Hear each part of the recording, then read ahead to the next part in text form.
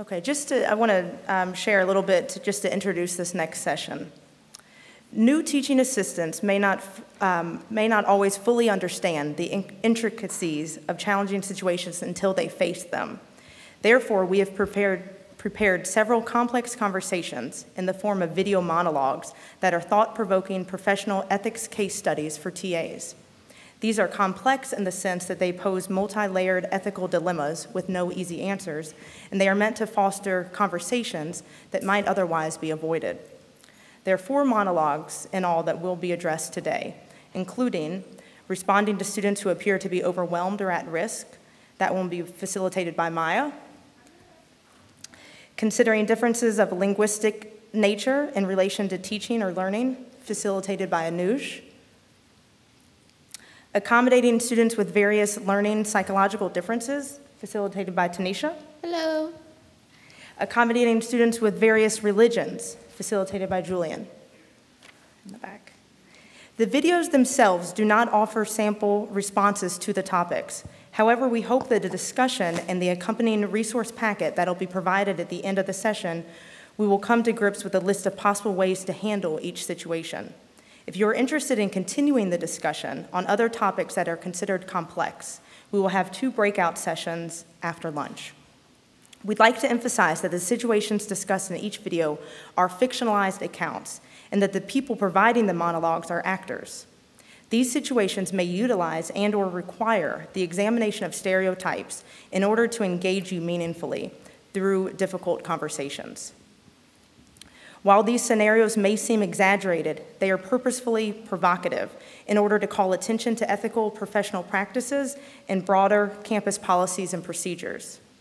While general principles are worth exploring and campus policies are certainly worth knowing, we believe it is important to remember that the complexities that inform any real-world situation often deserve to take precedent and may require actions beyond what's discussed today. To get started, we'll first watch one of 4 videos. Next, each table will then have time to discuss possible solutions within the small group, and then we will open the floor up for a general discussion facilitated by one of the 4 teaching fellows. Please do not be shy about sharing your thoughts. Okay, now for the first video, please. Teaching quality practice one. You are concerned about the student's progress. In this week's journal entry, Angela wrote how frustrated she was and that she wanted to quit school. I know I've seen her looking tired recently, and she's been late to class. She seems reserved, and she rarely participates. Is it the challenges of adjusting to college life, which is normal, or is it her job? She has told me she works late nights. Her journal entries show some family and personal issues. She says she's the first one in her family to go to college, and that her parents weren't willing to provide their income information for financial aid. I've tried to reach out to her, especially through her work, which is really just okay at this point. I mean, the rough draft of her research paper was terrible. She seems to have trouble with sentence structures, and her outline is a mess.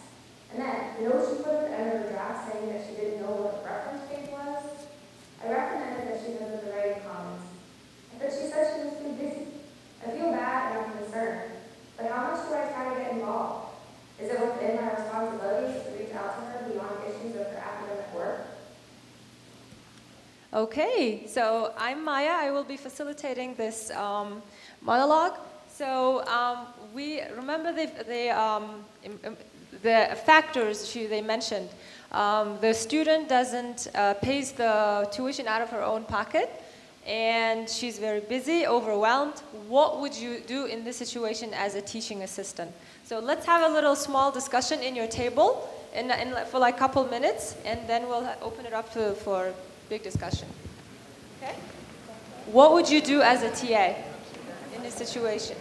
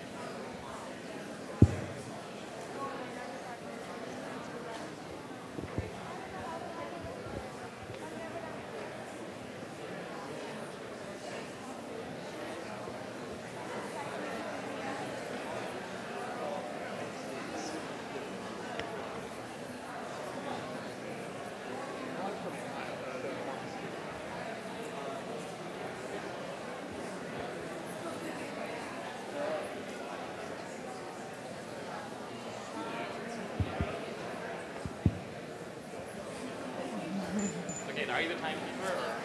I think you can go ahead. Okay, okay. I think we had enough of discussion, so let's not. Don't be shy. So raise your hand if you want to respond to this.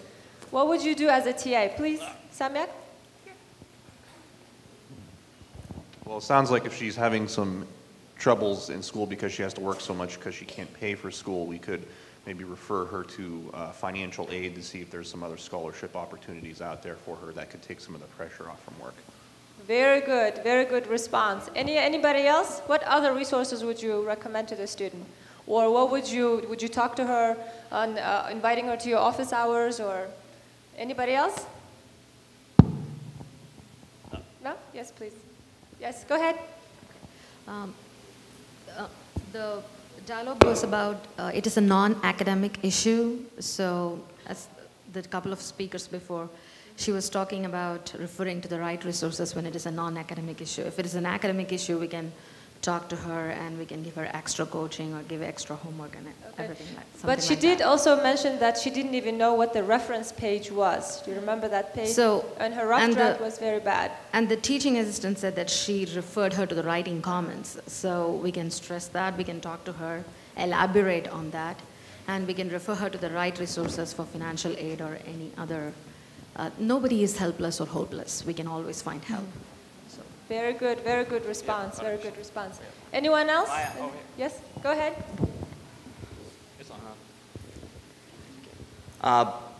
There was issues about she not being able to cope up with the classes.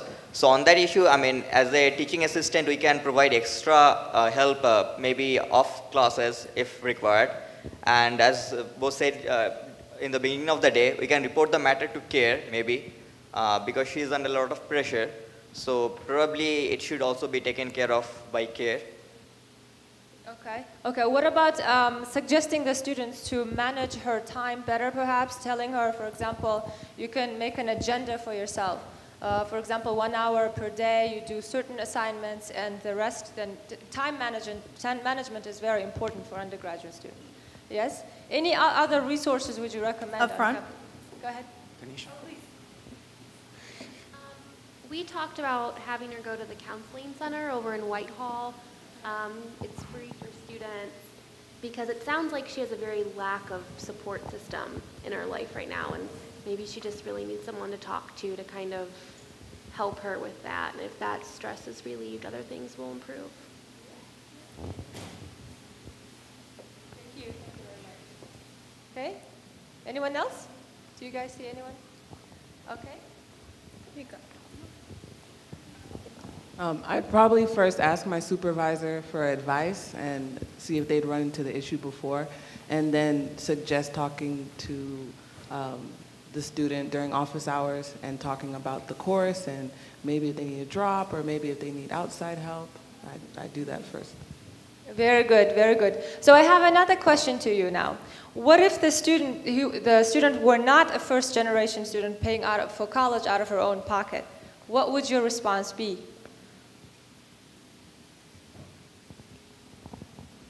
Yeah, anyone? My response would be the same because it doesn't really matter if you're first generation or not. Everybody needs help. And in our table, we talked about it, and what we suggested, me personally, I'd rather go, meet with you personally and see what your problem is, and then go from there and show you examples of how to do it correctly. Then if you don't know how to do it, then I'll reach out to outside resources, because sometimes if you don't have time, it makes it more personal if your professor goes out of their way to help you versus sending you to somebody else to help you. That's just how I think. Thank you very much. And also, we didn't also mention this Purdue OWL website. If a student doesn't know how to use right reference page and all that, we have this, we'll send you this handout. You can see the reference there, Purdue OWL. And can you raise your hand if you know about this website? Yay! Big group, Nice. big group, nice. Also, we have Academic Success Center at Kent State University, and they have a TRIO program. And they help mentor students. They have all kinds of workshops. And if the student says that she doesn't have time to go to Writing Commons, they can even do it online now through Google Chat or through Skype, and that you can make an appointment anytime. So these are all resources as a TA, you can provide them to the student and talk to them face to face. Okay, so we can wrap it up right now, so carry on. Very good. Thank you, Maya. That was great. Thank you, students, for contributing. We'll go ahead and show the next video, please. You are a non-native English-speaking teaching assistant for a statistics course, and one of your students approaches you after class with a concern. Hi, do you have a minute? I wanted to talk to you about some issues I'm having in your class. I'm always there, and I try really hard, but it seems like no matter what I do, I just can't keep up, and I'm getting bad grades. I haven't come to your office hours before to talk to you about this, because I don't really know how to say this. I think I'm not doing well because, I'm sorry, but I don't understand you. No offense, but your accent makes it really hard for me to follow. I always read and come to class prepared, and I'm getting tired of not doing well, despite everything I do for this class. I appreciate you offering to help me during your office hours, but I shouldn't have to put in all the extra effort to understand what my teacher's saying. I already spend a lot of time in this class, much more than any of my other classes I'm taking. You know, my parents paid for me to go to college and expect me to get good grades. But then I get teachers like you who can't even speak English. How am I supposed to do well? Stats is hard enough as is. Good morning, everyone. My name is Anuj, and I'll be the facilitator for this video. Just to briefly summarize the video, basically, you have a TA who's a non-native English speaker, and they're teaching a stats course, and the student is basically telling them that because of your accent or language skills, I cannot really understand, what's going on in the class, which is basically my nightmare scenario heading into fall semester. But I'll let you guys take a couple of minutes to discuss among yourselves, and then we can open it up for some discussion.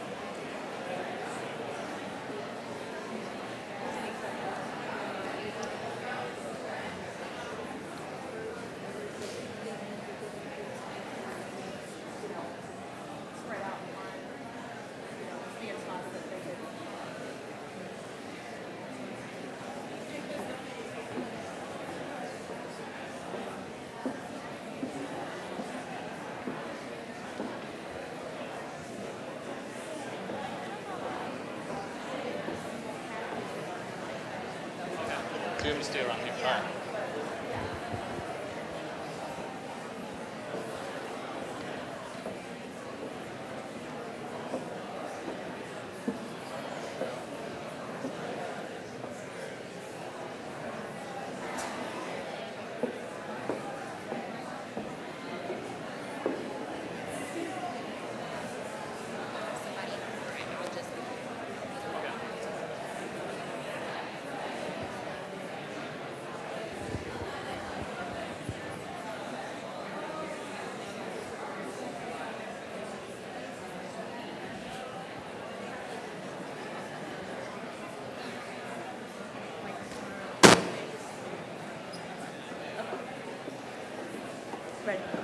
All right, guys, let's pull it back.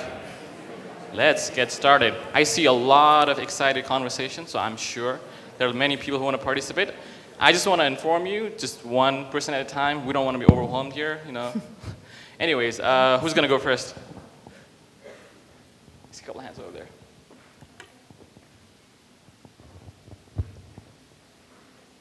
Hi.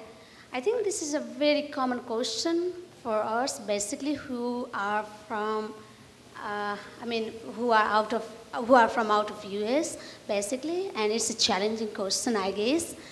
And it's our responsibility to make students understand what we are teaching in class. So as a TA, what I would do is I would try to improve my English language first by taking the secondary classes. I guess it's available here. And if they understand, if they don't understand, then I think I would call them in my office hours, and I would try to make them understand by writing, and I would try to improve my language by speaking slowly. And the main thing that we have to do is to improve our language, that way your student can understand. Thank you. Okay, so you'll work in your language and meet with the students later. Okay, cool. I have Julian. Okay. I would suggest that having the student ask questions during class, tell them that they can raise their hand if they don't understand something, and that you will, repeat that. I think that even if it's a native speaker, students oftentimes, mishear something, or they're, not sure what was said. And so I think it is useful in any class. The other thing I think you can do is utilize PowerPoints, because if you have the PowerPoints, you have all the main points that are being discussed. And so if they're kind of lost about what's being, if they're lost on what's being talked about, they're able to, look at that and, see what they're not understanding. Okay, thank you. We have a speaker there, right? Him then. Yeah. I think the person in the video, she waited until the very end of the semester. And first, in the beginning of the semester, a teaching assistant might, say, it's okay to ask questions.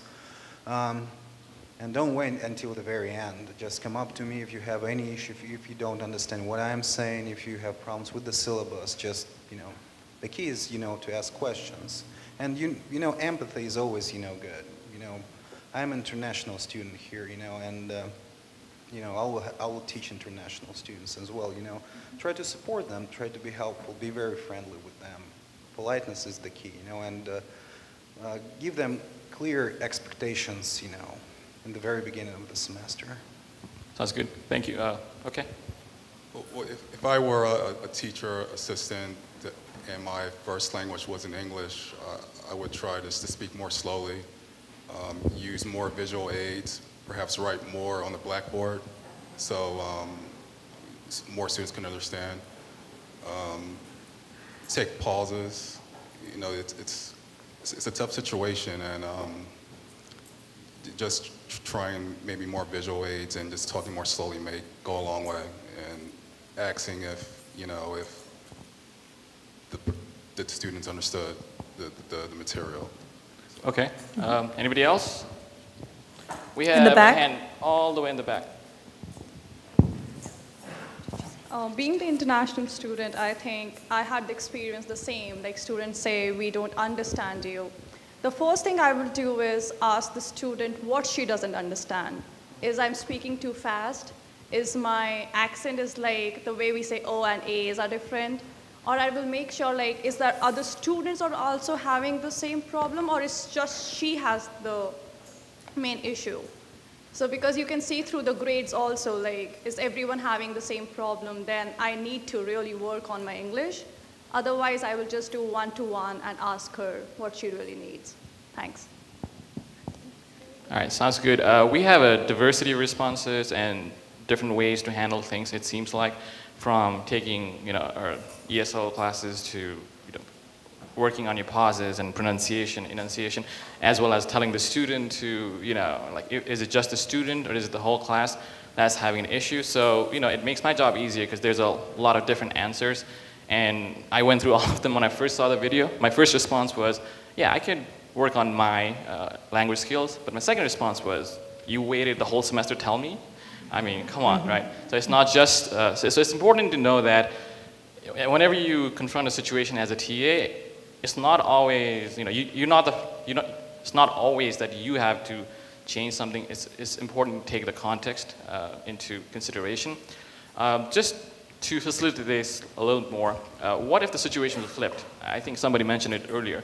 What if the TA was a native English speaker and it was the student, an international student, who couldn't really follow the TA? Does anybody have?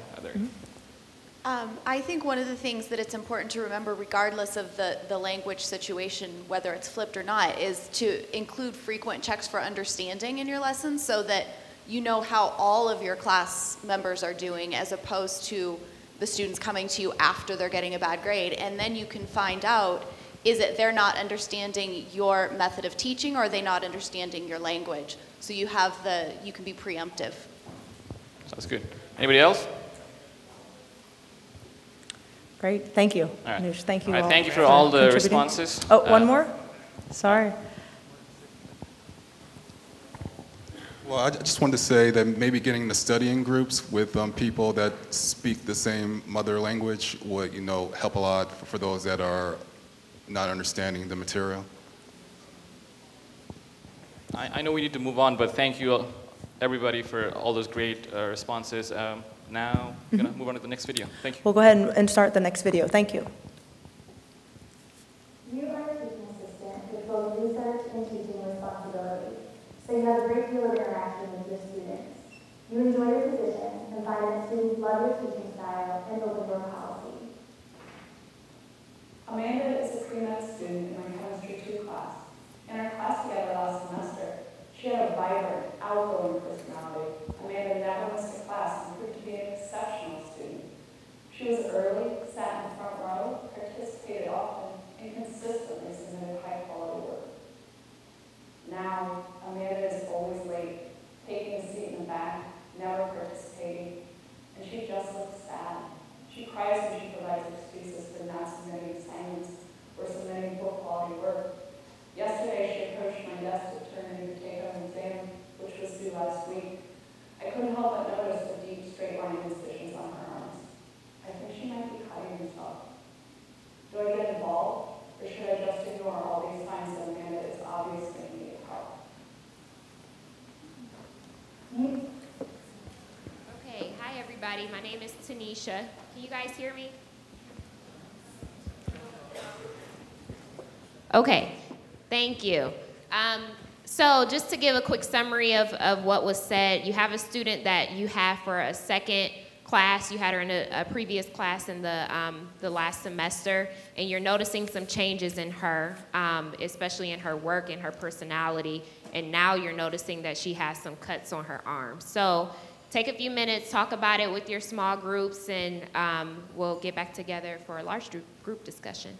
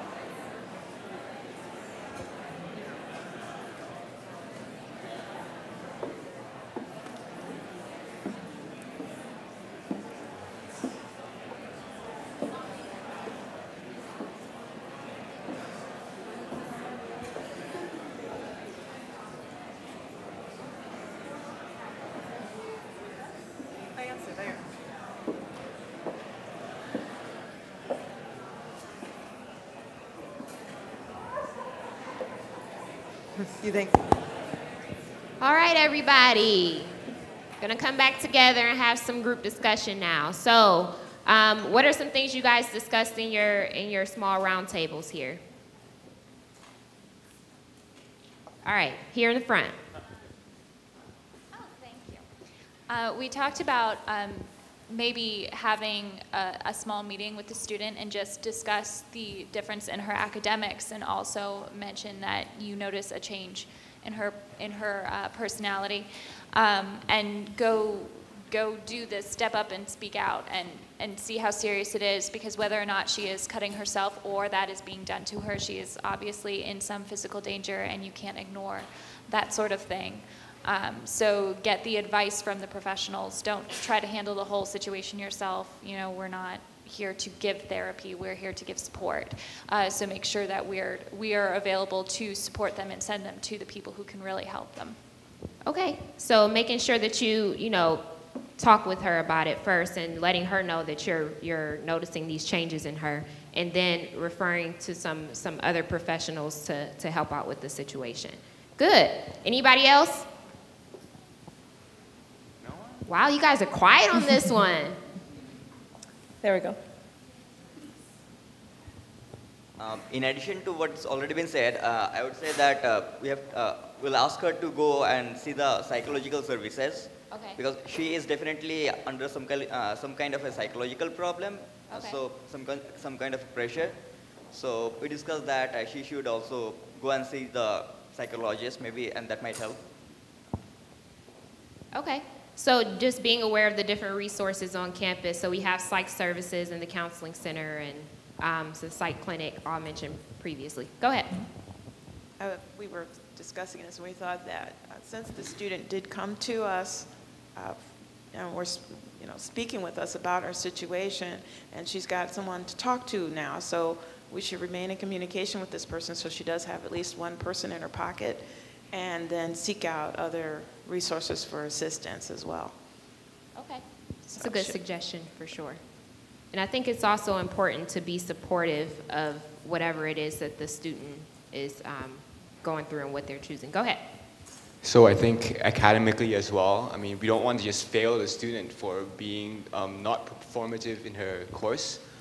So perhaps we can try to get an exception for the student after she has seen maybe the psychological services, maybe to be able to exempt some of her lowest grades, or be more, give her additional credit for facing the situation, or something like that, after discussing with the instructor. So making exceptions for that particular student. Now, I want to piggyback off of that and just open the floor up for that kind of a situation. So do you extend deadlines for this student? Do you, like he said, provide some extra credit opportunities for them? What if that gets out to the other students? How do you handle that?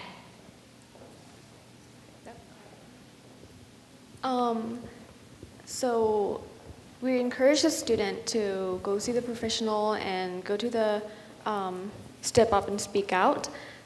But just in case the student want to keep things like confidential and she doesn't want to spread out her story or anything, so maybe we can just give her the number, like the emergency number for suicide line, right? I see the poster that's saying that you can call this number if you feel like you're needing some help, or you're gonna commit suicide, something. So we can suggest her to this. Yeah. Okay, thank you. In addition to the care team and the step up, speak out, sorry. I think the other thing too is that it's unlikely that they're gonna come straight out and tell you that they're cutting. Right. So looking at that, stepping aside and reframing it in a way of, okay, where do we lose control? Where along the way do you feel that you are, I wouldn't use the words out of control, but what about the situation is difficult, and maybe kind of stepping back? Because at first the student was doing very well. Mm-hmm. So we saw a managed lifestyle, and then something happened. So maybe taking some steps back to figure out what happened, and then what is it that I can do within our class that we can make a difference. Right. So I think with that suggestion, it's a really good one, but I also, just caution everybody not to actually get into the counseling aspect of it, because of course, we have services on campus specifically for that. But you can offer support to that student in calling and making, an appointment, opening up your doors to be there to assist them with that whole process, maybe even walking her over to the counseling center or the psychological services. You can do that as well. But I think being supportive as a TA is really the major factor here, especially since you've had a class with her, you probably built some rapport with her, and just asking those questions to inquire about the student's safety. Mm-hmm. Over here. Going back to the extra credit option, I think one of the more appropriate things to do would be, rather than give special extra credit for that student, if you're going to give extra credit, you need to be able to give it out to every student. So if it's write a one-page paper about something, you get 5 points of extra credit, things like that. It needs to be extended to the entirety of the class. It can't be just for one person. So making sure everything's fair for everybody. Okay. Last one. More back there. Last one. Mine was more in response to the extra credit, more a preventative measure instead.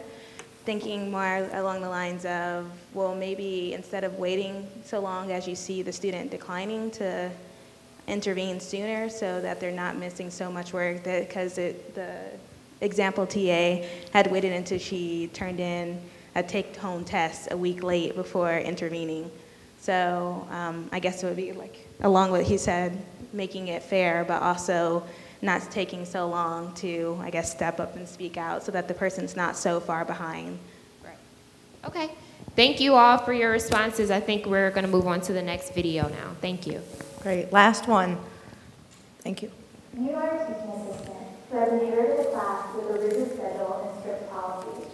You just informed your class of their midterm grade when you are approached by a disgruntled student who wants you to change the class attendance policy for religious reasons. I am very frustrated that you have absolutely no consideration for religious obligations that limit a student's availability for attending class. The only class sessions I missed were those held on high holy holidays. I already suffered by missing important lectures held in my absence. Why should I be punished further by having attendance points deducted? This is discrimination. I am asking that you consider my situation and reconsider the class attendance policy. If you don't count the holy days in this, you would see that I have perfect attendance. All right, everyone. So your student is voicing her frustration about religious conflicts with attendance. So how would you handle this situation? What would you do as a TA? What would you not do as a TA? Again, you'll have a couple of minutes to discuss that with your tables, and then we'll talk with the whole group.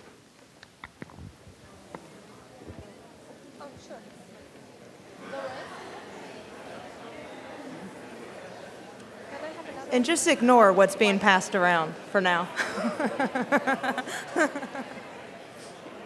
Sure.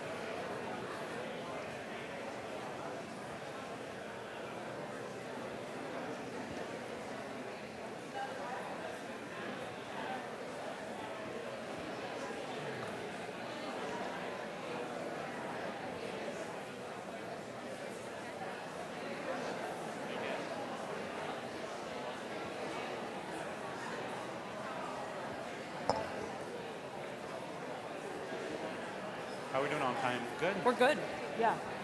Also, I'll give them another minute. Anybody got a copy? That's nice.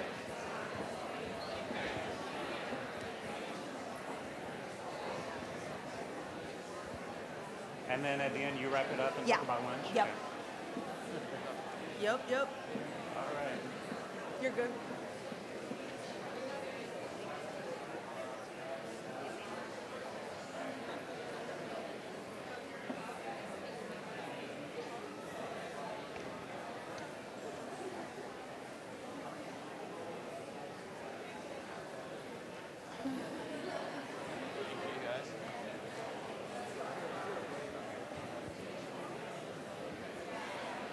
All right, so who would like to share? Who would like to share their advice, opinion, frustration? Well, we were just saying that probably on syllabus day, you're going over reasons for missing class, and we're pretty sure that religion is on there. So we could say during the beginning of the first day, if you have any reasons to not show up during our scheduled dates, come see us in our office hours, and maybe they can have a situation where they turn things in early, but are not necessarily given extensions or anything like that. They should definitely say at the beginning of the semester. Okay, so you make a very good point here that this scenario takes place when, do you remember? It was after midterms, right? So definitely during syllabus day, you should cover that. Anyone else? Yeah. I also agree that it should have been mentioned at the beginning, but also I'm not entirely sure that public institutions can make accommodations for religious practice. So those accommodations need to be made on an individual basis by the student. And so if they need to do more work ahead of time, then they need to do more work ahead of time. But Kent State's a public school, so we can't make those religious accommodations. Okay, you make a very good point that Kent State is a state university. And so you would need to refer to the university policy for this, right? Which we will discuss in a minute. I think also, if you're not sure exactly what's happening, I think it's also okay to say, well, let me get back to you on this, right? Let me take 24 hours, maybe to check out the university policy, talk to my supervisor, I don't know. But it's okay to not give an answer right away, right? Who else would like to? Yeah. If for some reason the class they're missing involves some kind of quiz or exam, maybe you could arrange with Student Accessibility Services to administer the exam at another time. You know what? I'll take 24 hours to answer that one. Because, no, you raise a valid point, but I don't know if SAS would actually cover religious conflicts, you know? I don't think that they would want to, you know, add an extra, you know, duty to their checklist, but maybe. I don't know. I would have to check with them. Thanks, Tommy. Anyone else? No one? Really? Okay, so before we get into the university policy, how would you react if the student's religion was the same as yours? Would you react differently? Like, no, I'm not going to do this, whatever. No? This is something that you have to think about, right? No? Everyone's good on religion, right? Well, actually, let's talk about the university policies. You raised a good point when you said that it is a state university. However, you will find in the university policy that Kent State is very accommodating with religion, okay? So what you can do is, of course, it has to be done at the beginning of the semester, because if you're Christian, if you're Jewish, if you're Muslim, you know that in the beginning, right? It's not something, you do not convert right after midterms, right? So you want to ask your students, you know, if you have, you know, any religious accommodations that are needed, then you need to check that at the beginning of the semester. But you do want to treat everyone fairly, right? So you do not want to give them extra assignments or something like that. What you can do, though, is just say, okay, I'll count this as a valid excuse. It's okay that you're not here, but whatever you missed is on you, right? Because I want to be fair to everybody else. Let's see, so you're all good for religion, right? Okay, so I guess if no one else has anything to say, I just want to remind you that these scenarios, we'll have more of those in breakout sessions this afternoon. So if you're interested in having this kind of conversation this afternoon, there's going to be 2 breakout sessions for complex conversations. Also, while I was walking at the back, I saw that a lot of you did not have name tags, and I cannot name names, right, because I don't know your names. So I guess it was okay while you were at your table to not have your name tags, but please, I would strongly encourage you to have your name tags for breakout sessions, so it'll make it easier to mingle with people that you haven't met yet, and especially us. So thank you very much. Thank you, Julian. Thank you. And thank you to all 4 of the facilitators for a great discussion.